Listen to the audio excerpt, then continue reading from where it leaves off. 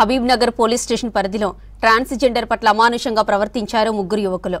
Online dating యాప్లో పరిచయమైన ట్రాన్స్జెండర్ను నిర్మానుష్య ప్రాంతానికి తీసుకెళ్లి అసభ్యంగా ప్రవర్తించారు.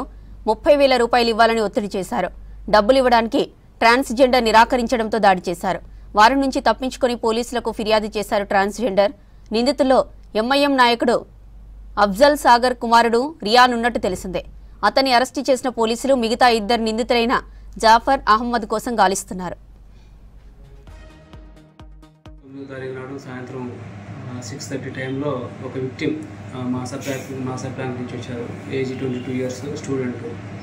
ఇతను ఏంటంటే గ్రైండర్ యాప్లో ఇతను లాగిన్ అయ్యాడు. లాగిన్ అయితే ఇతనికి ఒక ఆఫర్ వస్తుంది మల్లెపల్లి ఏరియా నుంచి. 500 ఆఫర్ చేస్తారు రమ్మని. ఇతను మల్లెపల్లి ఏరియాలకు వచ్చిన తర్వాత అతని ఇద్దరు దోస్తులు ఫాద్ అనే పేరు మీద గ్రైండర్ యాప్లో లాగిన్ అయ్యాడు. అతను ఫాదర్ పేరు మీద అతను పిలిచిన తర్వాత మల్లెపల్లిలో ఒక లేన్లోకి తీసుకుపోయి అతను ఇద్దరు దోస్తులు కలిసి ఇతని ఫోను, ఇయర్ ఫోన్స్ అవి తీసుకొని ఫోన్లో ఉన్న స్క్రీన్ షాట్స్, చాటింగ్, ఇతనితో జరిగిన చాటింగ్ అంతా స్క్రీన్ షాట్ తీసుకొని స్క్రీన్ షాట్లో అతని ఫోన్లో ఉన్న న్యూడ్ ఫొటోస్, పిక్చర్స్ అవన్నీ తీసుకొని వాళ్ళ ఫ్యామిలీ మెంబర్స్ యొక్క కాంటాక్ట్ నెంబర్స్, ఫాదర్ మదర్ యొక్క కాంటాక్ట్ నెంబర్ తీసుకొని ఇతని దగ్గర ఉన్న 500 ఇయర్ ఫోన్స్ గుంజుకుంటారు.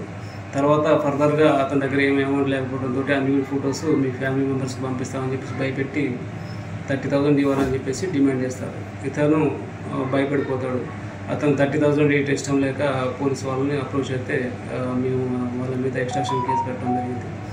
మా ఇన్వెస్టిగేషన్లో వాళ్ళు లోకల్ ఏరియాలో ఉండేవాళ్ళు 3% ఐడెంటిఫై వాళ్ళని త్వరలోనే పట్టుకొని